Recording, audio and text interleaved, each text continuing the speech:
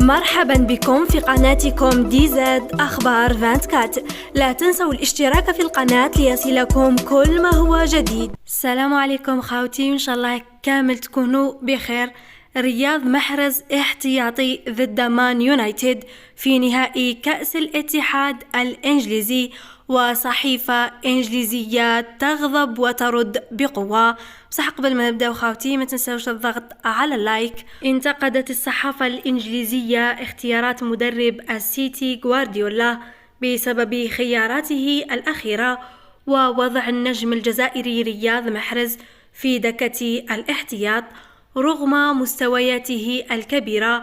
وحسب ما تم تداوله نشطاء، فإن صحيفة مانشستر الإنجليزية ثارت اليوم السبت على بيب غوارديولا وتنتقده.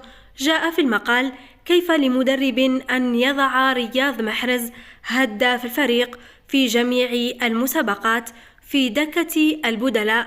وختمت الكلام برياض محرز هو المفتاح يا غوارديولا، فما رأيكم أنتم؟